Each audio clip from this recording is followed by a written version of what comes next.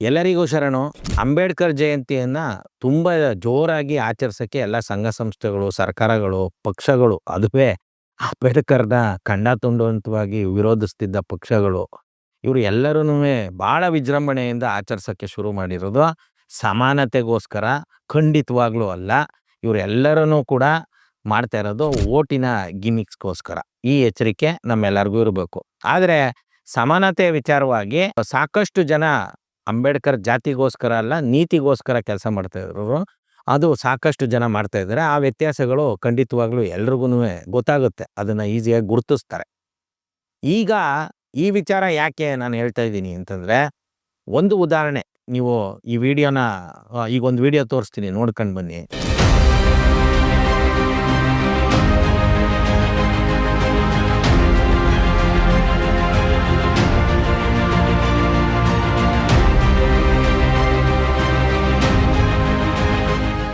ಕಳೆದ 50 ವರ್ಷಗಳಿಂದ ಏನು ಮಂಡ್ಯದ ಅಂಬೇಡ್ಕರ್ ಜೋಡಿ ರಸ್ತೆ ಅಂತ ಇದೆ, ಇದು ನಗರಸಭೆಯಲ್ಲಿ ನಿರ್ಣಯ ಆಗಿದ್ರು ಕೂಡ ಇಲ್ಲಿ ಜಿಲ್ಲಾಡಳಿತ ಕಳೆದ 50 ವರ್ಷದಿಂದ ಇಲ್ಲಿ ಅಂಬೇಡ್ಕರ್ ರಸ್ತೆ ಅಂತ ಮಾಡ್ದೇನೆ 100 ಅಡಿ ರಸ್ತೆ ಅನ್ನೋದನ್ನೇ ಉಳಿಸ್ಕೊಂಡಿದ್ದಾರೆ. ಹಾಗಾಗಿ ಇವತ್ತು ನರಸಿಂಹಮೂರ್ತಿಯವರ ನೇತೃತ್ವದಲ್ಲಿ ಇವತ್ತು ಈ ಅಂಬೇಡ್ಕರ್ ರಸ್ತೆ ಜೋಡಿ ರಸ್ತೆ ಅನ್ನೋದನ್ನ ಇವತ್ತು ಸಾಬೀತುಪಡಿಸಿದ್ದೀವಿ. ಇದನ್ನು ನಾವೆಲ್ಲರೂ ಸೇರಿ ಒಕ್ಕೂರಲಿನಿಂದ ಈ ಕಲ್ಲು ನೆಡೋದ್ರ ಮುಖಾಂತರ 50 ವರ್ಷದಿಂದ ಇದ್ದಂಥ ಒಂದು ಏನು ಅಡೆತಡೆ ಅದನ್ನು ಇವತ್ತು ಮೀರಿದ್ದೀವಿ. ನೋಡಿದ್ರಲ್ಲ ಈ ವಿಡಿಯೋನ. ಈ ವಿಡಿಯೋಲಿ ನಾನು ಹೇಳಿರೋದೇನೆಂದ್ರೆ, 50 ವರ್ಷದಿಂದ 50 ವರ್ಷದ ಹಿಂದೆ ರೆಸೊಲ್ಯೂಷನ್ ಪಾಸ್ ಮಾಡಿ ನಗರಸಭೆಯವರು ಇದನ್ನ ಅಂಬೇಡ್ಕರ್ ಜೋಡಿ ರಸ್ತೆ ಅಂತ ಮಾಡಿದ್ರೂ ಕೂಡ ಅದನ್ನ ಇಂಪ್ಲಿಮೆಂಟ್ ಮಾಡಿಲ್ಲ. ಇದಕ್ಕೆ ಏನು ಕಾರಣ? ಅಸ್ಪೃಶ್ಯತೆ ಮನೋಭಾವನೆ ಕಾರಣ. ಇದು ಎಲ್ಲರೊಳಗೂನುವೆ ಅಡಕವಾಗ್ಬಿಟ್ಟಿದೆ. ಆ ಇಡೀ ವ್ಯವಸ್ಥೆ ಸಾವಿರಾರು ವರ್ಷದಿಂದ ಇದನ್ನ ಎಲ್ಲರ ಒಳಗಡೆ, ಕೆಲವರಲ್ಲಿ ಮೇಲರಿಮೆ, ಕೆಲವರೊಳಗೆ ಕೀಳರಿಮೆ, ಇದನ್ನ ತುಂಬಿ ಒಂದು ಕೆಟ್ಟ ಪರಿಸ್ಥಿತಿಲಿ ಇವತ್ತಿಗೂ ಕೂಡ ಬದುಕ್ತಾ ಇದ್ದೀವಿ. ಇದನ್ನ ಹೋಗ್ಲಾಡ್ಸೋದಕ್ಕೆ ಸರ್ಕಾರಗಳು ಕೆಲಸ ಮಾಡಬೇಕು. ಇದೊಂದು ಸೈಕಾಲಜಿಕಲ್ ಪ್ರಾಬ್ಲಮ್ಮೇ ಹೊರತಾಗಿ ಬೇರೆ ಏನಲ್ಲ. ಈ ಸೈಕಾಲಜಿಕಲ್ ಪ್ರಾಬ್ಲಮ್ನ ಇಂಡಿವಿಜುವಲ್ ಆಗಿ ರಿಮೂವ್ ಮಾಡೋದಕ್ಕೆ ಕಾರ್ಯಕ್ರಮಗಳು ಹಾಕಬೇಕು ಹೊರತಾಗಿ ಈ ರೀತಿ ಮಾಸ್ ಪ್ರೋಗ್ರಾಮ್ನ ಮಾಡಿ ವೋಟ್ ಗಿಟ್ಟಿಸುವಂಥ ವಿಚಾರಗಳು ಬೇಡ. ಆಯಿತು, ಅದು ಈಗ ಈ ರೀತಿ ಮಾಸ್ ಪ್ರೋಗ್ರಾಮ್ಗಳ ಮೂಲಕನೇ ನಮಗೆಲ್ಲ ಇಷ್ಟು ಪ್ರಜ್ಞೆ ಬಂದಿರೋದು. ನಾವು ಮುಂದಿನ ಹಂತಕ್ಕೆ ಹೋಗ್ಬೇಕಲ್ಲ. ಆದರೆ ನಾವು ಹೋಗ್ತಾ ಇರೋದು ಯಾವ ಹಂತಕ್ಕೆ ಅಂತಂದರೆ, ನಾವು ಇಡೀ ವಿಶ್ವದಲ್ಲೇ ಎತ್ತರವಾದ ಅಂಬೇಡ್ಕರ್ ಸ್ಟ್ಯಾಚ್ಯೂನ ಕಟ್ತೀವಿ. ಅದಕ್ಕೆ ಎಷ್ಟು ಖರ್ಚು ಮಾಡ್ತೀರಾ? ಎಷ್ಟು 500 ಕೋಟಿ 1000 ಕೋಟಿ ಬಿಲ್ ತೋರಿಸ್ತೀರಾ?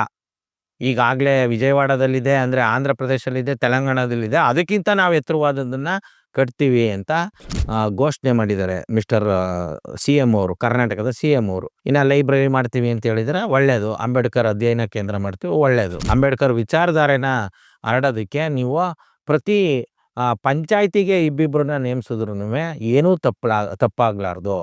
ಇದರ ಜೊತೆಗೆ ಒಬ್ಬರು ಸೈಕಿಯಾಟ್ರಿನ ಪ್ರತಿ ಪಂಚಾಯ್ತಿಗೂ ನೇಮಿಸಿ ನೀವು ಅವ್ರಿಗೆ ಫಂಡ್ಸನ್ನು ಕೊಟ್ಟು ಈ ರೀತಿ ಎತ್ತರವಾದ ಬಿಲ್ಡಿಂಗ್ಗಳನ್ನ ಕಟ್ಟೋದ್ರ ಬದಲು ಒಂದು ಅಗತ್ಯವಾದ ಲೈಬ್ರರಿ, ಸ್ಟಡಿ ಸೆಂಟ್ರ್ ಇದೆಲ್ಲ ಮಾಡಿ.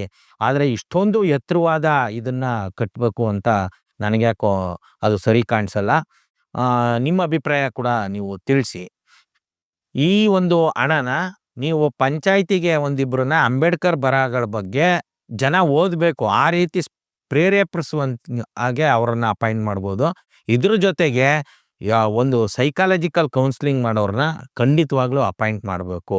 ಯಾಕೆ ಈ ಮಾತನ್ನು ಹೇಳ್ತಾ ಇದ್ದೀನಿ ಅಂತಂದರೆ, ಇದು ಇಂಡಿವಿಜುವಲ್ ಆಗಿ ಕಾಡ್ತಾ ಇರುವಂಥ ಸೈಕಾಲಜಿಕಲ್ ಪ್ರಾಬ್ಲಮ್.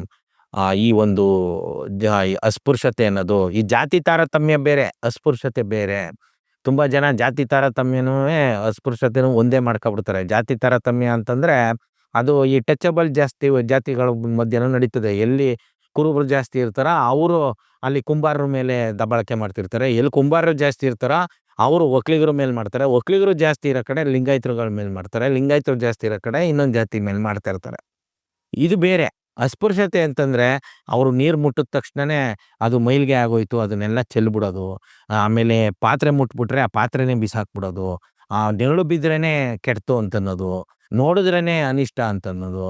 ಇನ್ನೂ ಪಾಪ ಅನುಭವಿಸುವಂಥವ್ರು ಹೇಳ್ತಾ ಇದ್ರೆ ನಾವೆಲ್ಲ ಎಷ್ಟು ಅಮಾನವೀಯ ಆದಂಥ ವ್ಯವಸ್ಥೆಯಲ್ಲಿ ಬದುಕಿದ್ದೀವಿ ಅನ್ನೋದಾಗತ್ತೆ. ಒಂದು ಊರಲ್ಲಿ ಹಬ್ಬ ಮಾಡ್ತಾ ಇದ್ರಂತೆ. ಅದಕ್ಕೇನೋ ಕೊಂಡ ಹಾಯ್ತಾರಲ್ಲ, ಅದಕ್ಕೇನೋ ಬಂದು ಅಳ್ಳೋ ಏನೋ ಹಾಕಿದ ತಕ್ಷಣನೇ ಆ ಯಮ್ಮ ತಹಸೀಲ್ದಾರೋ, ಡಿ.ಸಿನೋ ಏನೋ ಆಗಿತ್ತು. ಈ ಅಸ್ಪೃಶ್ಯ ಸಮುದಾಯದವಳು ಅಂತೇಳಿ ಹಬ್ಬನೇ ನಿಲ್ಲಿಸ್ಬಿಟ್ರು.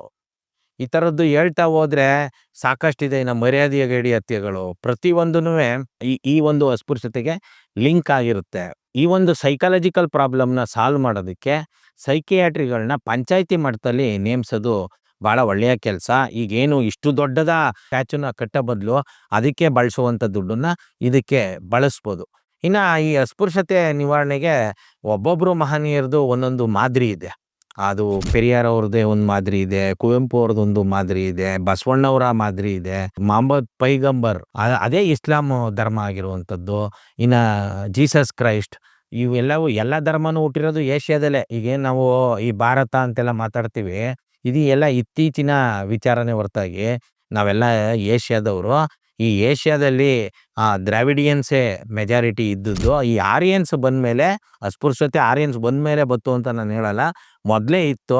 ಆದರೆ ಇವರು ಬಂದು ಅದನ್ನು ರೆಗ್ಯುಲರೈಸ್ ಮಾಡಿಬಿಟ್ರು, ಅದನ್ನು ಕಾನೂನಾಗಿ ರೂಪಿಸ್ಬಿಟ್ರು. ಹಾಗಾಗಿ ಇದೊಂದು ಸೈಕಾಲಜಿಕಲ್ ಪ್ರಾಬ್ಲಮ್ ಆಗಿ ನಾವು ಇನ್ನೂ ಡೆವಲಪ್ಮೆಂಟೇ ಆಗಕ್ಕೆ ಸಾಧ್ಯ ಇಲ್ಲ. ಇಲ್ಲಿ ನೋಡಿ, ಯುರೋಪಿಂದ ಇಲ್ಲಿಗೆ ಬಂದಂಥ ಆರ್ಯರು ಕೆಲವರು ಇಲ್ಲಿಯ ಸಿವಿಲೈಸೇಷನ್ನ ನಾಗರಿಕತೆನ ನೋಡ್ಕೊಂಡು ಹೋಗಿ ಯುರೋಪಲ್ಲಿ ಇನ್ನೂ ಅದ್ಭುತವಾಗಿ ಕಟ್ಕೊಂಡ್ರು ಅವರು. ಇವತ್ತಿಗೂ ಹ್ಯಾಪಿಯೆಸ್ಟ್ ಕಂಟ್ರೀಸು ಮತ್ತು ಮುಂದುವರಿದ ರಾಷ್ಟ್ರಗಳು ಅಂತಂತಂದರೆ ಯುರೋಪಿಯನ್ ಕಂಟ್ರೀಸನ್ನೇ ತೋರಿಸ್ತೀವಿ. ಆಮೇಲೆ ನೀವು ಎಲ್ಲೇ ಟೂರ್ಗಳಲ್ಲಿ ಗಮನಿಸಿ, ನೀವೆಲ್ಲಾದರೂ ಟೂರ್ಗೆ ಹೋದಾಗ ಫಾರಿನರ್ಸ್ ಸಿಕ್ಕಿದ್ರೆ ಅವ್ರನ್ನ ಮಾತಾಡಿಸಿ, ಅದರಲ್ಲಿ ಮೆಜಾರಿಟಿ ಯುರೋಪಿಯನ್ಸೇ ಇರ್ತಾರೆ. ಅಮೇರಿಕನ್ಸು ಇರಲ್ಲ, ಚೈನಾದವರು ಇರಲ್ಲ. ಇದೇನು ತೋರಿಸ್ತದೆ? ಹ್ಯೂಮನ್ ಇಂಡೆಕ್ಸ್ ಅಂತಂದರೆ ಹಿಂಗೆ ಇವರೇನೋ ಸುಮ್ಮನೆ ಕತ್ತೆ ಥರ ದುಡ್ದು ದುಡ್ಡನ್ನ ಶೇಖರಿಸಿಟ್ಕೊಳ್ಳೋದು, ಬಿಲ್ಡಿಂಗ್ ಮೇಲೆ ಬಿಲ್ಡಿಂಗ್ ತಗೊಳ್ಳೋದು, ಇಲ್ಲ ವಸ್ತುಗಳನ್ನ ತಗೊಳ್ಳೋದು, ಇದು ನಿಜವಾಗ್ಲೂ ಮನುಷ್ಯನಿಗೆ ಖುಷಿ ಕೊಡಲ್ಲ. ನಿಜವಾಗ್ಲೂ ಯಾರು ಹ್ಯಾಪಿಯೆಸ್ಟ್ ಮ್ಯಾನ್ ಅಂತ ಮೆಷರ್ ಮಾಡುತ್ತೆ ಅಂತಂದರೆ, ಯಾರೋ ವ್ಯಕ್ತಿ ಪಾಕೆಟ್ ಮನಿಗೋಸ್ಕರ 6ರಿಂದ 8 ಗಂಟೆ ಕೆಲಸ ಮಾಡ್ಕೊತಾರೆ, ಜೊತೆಗೆ ದಿನಕ್ಕೆ 1-2 ಅವರ್ ಸ್ಪೋರ್ಟ್ಸು, 1-2 ಅವರು ಯಾವುದಾದ್ರೂ ಕಲೆಗಳಲ್ಲಿ ಇನ್ವಾಲ್ವ್ ಆಗಿರ್ತಾರೆ, ಮತ್ತು 2 ತಿಂಗಳು 3 ತಿಂಗಳು ಒಂದ್ಸಲ ಟೂರು ಟ್ರಿಪ್ಪು ಇದೆಲ್ಲ ಮಾಡ್ಕೊಂಡಿರ್ತಾರಲ್ಲ, ಅವರೇ ನಿಜವಾದ ಖುಷಿಯಾಗಿ ಇರುವಂಥ ಜನತೆ. ನಮ್ಮಲ್ಲಿ ಏನಾಗ್ಬಿಟ್ಟಿದೆ, ಚೆನ್ನಾಗಿ ಕೆಲಸ ಮಾಡಿಸೋದು. ಪಾಪ ಈ ಕಾರ್ಪೊರೇಟ್ ಮಾಲೀಕರುಗಳು ಅವರು ಟಾಪು ಶ್ರೀಮಂತರಾಗಬೇಕು, ನಾನು ಜಾಸ್ತಿ ಸಂಪಾದನೆ ಮಾಡಬೇಕು, ನಾನು ಲ್ಯಾವಿಶ್ ಆಗಿರಬೇಕು ಅಂತೇಳಿ ಇವ್ರುಗಳಿಗೆ ರಜಾನೂ ಕೊಡದೇನೆ ದುಡಿಸುವಂಥದ್ದು. ಈಗ ಈ ಸಲ ಅಂಬೇಡ್ಕರ್ ಜಯಂತಿನೇ ನಮ್ಮ ಗಮನಕ್ಕೆ ಗೊತ್ತಾಗಿದ್ದು. ಅಂಬೇಡ್ಕರ್ ಜಯಂತಿ ದಿನ ಯಾವುದೇ ಪ್ರೈವೇಟು ಸೆಕ್ಟ್ರಲ್ಲಿ ರಜಾನೇ ಕೊಡೋದಿಲ್ಲ. ನಾವು ಒಂದು ಫ್ಯಾಕ್ಟ್ರಿಗೆ ಹೋಗಿ ಕೇಳಿದಾಗ ಅದು ಗೊತ್ತಾಯ್ತು. ಯಾರೋ ಒಬ್ಬರು ತಿಳಿಸಿದ್ರು, ನಮ್ಮ ಜೊತೆ ಇರುವಂಥ ಒಬ್ಬರು ಒಡನಾಡಿ, ಅಂಬೇಡ್ಕರ್ ಜಯಂತಿ ದಿನ ಈ ಫ್ಯಾಕ್ಟ್ರಿ ನಡೆಸ್ತಾ ಇದ್ದಾರೆ, ಗಾರ್ಮೆಂಟ್ಸು, ಶಾಯಿ ಗಾರ್ಮೆಂಟ್ಸ್ ಅಂತ, ಅವ್ರಿಗೆ ರಜಾ ಕೊಟ್ಟಿಲ್ಲ ಅಂತ. ನಾವೇನು ಅನ್ಕೊಬಿಟ್ವಿ, ಇಲ್ಲಿ ಮೋಸ್ಟ್ಲಿ ಇದೊಂದೇ ಗಾರ್ಮೆಂಟ್ಸಲ್ಲೇನೋ ರಜಾ ಕೊಟ್ಟಿಲ್ಲ, ಅದಕ್ಕೆ ಅಂತ. ಅಲ್ಲಿ ಹೋದ್ಮೇಲೆ ನಮಗೆ ಗೊತ್ತಾಯಿತು, ಈ ನರೇಂದ್ರ ಮೋದಿ ಗೌರ್ಮೆಂಟು ಅಂಬೇಡ್ಕರ್ ಜಯಂತಿಗೆ ನಾವು ರಜಾ ಕೊಟ್ಟಿದ್ದೀವಿ ಅಂತ ಆರ್ಡ್ರ್ ಪಾಸ್ ಮಾಡೋರಲ್ಲ, ಅದರಲ್ಲಿ ಈ ಪ್ರೈವೇಟ್ ಅವರು ಕೊಟ್ಟರೆ ಕೊಡ್ಬೋದು, ಇಲ್ಲ ಅಂದ್ರೆ ಇಲ್ಲ ಅಂತ ಅವರು ಕೊಟ್ಟಿದ್ದಾರೆ. ಹಾಗಾಗಿ ಮುಂದಿನ ವರ್ಷಕ್ಕಾದ್ರೂ ಅಂಬೇಡ್ಕರ್ ಜಯಂತಿ ದಿನ ಎಲ್ಲರಿಗೂ ಆ ಖಾಸಗಿ ಆಗಲಿ ಪ್ರತಿಯೊಬ್ಬರಿಗೂ ರಜಾ ಖಂಡಿತವಾಗ್ಲೂ ಕೊಡಬೇಕು. ಯಾಕೆ? ತುಂಬ ಜನ ಹೇಳ್ಬೋದು, ದುಡಿಬೇಕು. ಏನಕ್ಕೆ ದುಡಿಬೇಕು? ಇವ್ರು ಯಾರೋ ಮಾಲೀಕರುಗಳನ್ನ ಶ್ರೀಮಂತರು ಮಾಡೋದಕ್ಕಾ? ಪಾಪ ಜನ ದುಡ್ದು ಎಷ್ಟು ಸಂಪತ್ತು ಕ್ರಿಯೇಟ್ ಆಗಿದೆ, ಅದನ್ನು ಹಂಚ್ಬೇಕ್ರಿ. ಒಂದು ದಿನ ರಜಾ ಕೊಟ್ಬಿಟ್ಟು ಸಂಬಳ ಕೊಟ್ಟರೆ ಅದರಲ್ಲಿ ಏನು ತಪ್ಪಾಗೋದಿಲ್ಲ. ಇಲ್ಲ ನೀವು ಈ ಜಯಂತಿಗಳಿಗೆ ರಜಾ ಕೊಡೋದಿಲ್ಲ, ಹಬ್ಬಗಳಿಗೆ ರಜಾ ಕೊಡೋದಿಲ್ಲ, ಈ ಥರದನ್ನೆಲ್ಲ ಇಲ್ಲ, ಹೊಸ ರಜಾ ನೀತಿನ ನೀವು ಮಾಡಿ. ಇಲ್ಲ, ಈ ಹಬ್ಬಗಳಿಗೆ ಕೊಡೋದನ್ನು ಕೂಡ ಭಾಳ ಈ ಅಸಮಾನತೆನ ಜಾಸ್ತಿನೇ ಮಾಡ್ತಾ ಇದೆ. ಒಂದು ಕೋಮಿನ ಜನಕ್ಕೆ ಇರ್ತದೆ ಹಬ್ಬ, ಅದಕ್ಕೆ ನೀವು ರಜಾ ಕೊಡ್ತೀರಿ. ಇನ್ನು ಮಿಕ್ಕಿದವರೆಲ್ಲ ಅಂಥ ದಿನಗಳಲ್ಲಿ ಏನು ಮಾಡ್ತಾರೆ? ಇವ್ರದ್ದು ಹಬ್ಬ ಇದ್ದಾಗ ಅವ್ರು ಏನು ಮಾಡ್ತಾರೆ? ಹಾಗಾಗಿ ವೈಯಕ್ತಿಕವಾಗಿ ವರ್ಷಕ್ಕೆ ಒಂದು 100 ರಜಾ ಅವ್ರು ಯಾವಾಗ ಬೇಕಾದ್ರೆ ಹಾಕೋಬೋದು. ಆ 100 ದಿನಕ್ಕೆ ಇನ್ನೊಬ್ರನ್ನ ಯಾರನ್ನೋ ತಗೊಳ್ಳೋದು, ಈ ಥರದ್ದನ್ನೇ ಏನೋ ಒಂದು ಹೊಸ ರಜಾ ನೀತಿನ ಮಾಡಬೇಕು.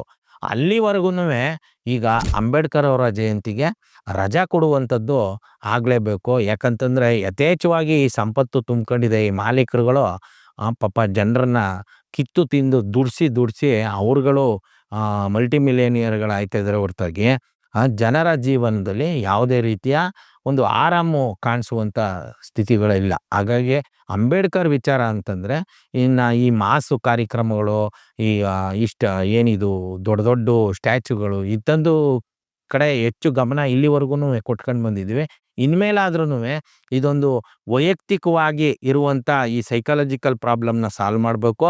ಅದ್ರ ಜೊತೆಗೆ ಅಂಬೇಡ್ಕರ್ ಜಯಂತಿನ ರಜೆ ಕೊಟ್ಟರೆ ಅದು ಪ್ರತಿಯೊಬ್ಬರಿಗೂ ವೈಯಕ್ತಿಕವಾಗಿ ಮನಸ್ಸಿಗೆ ಇಳಿಯುತ್ತೆ. ಯಾರು ಅಂಬೇಡ್ಕರ್ ಅಂತಂದರೆ ಯಾಕೆ ನಾವು ಸಮಾನತೆ ಕಡೆ ಯೋಚನೆ ಮಾಡಬೇಕು, ಯಾಕೆ ನಾವು ಅಸ್ಪೃಶ್ಯತೆನ ತೆಗೆದಾಕಬೇಕು ಅನ್ನುವಂಥದ್ದು. ಹಾಗಾಗಿ ಈ ಬಗ್ಗೆ ಎಲ್ಲರೂ ಆಲೋಚಿಸ್ಬೇಕು, ಚಿಂತಿಸಬೇಕು ಅಂತ ಹೇಳ್ತಾ ಶರಣು. Thank you.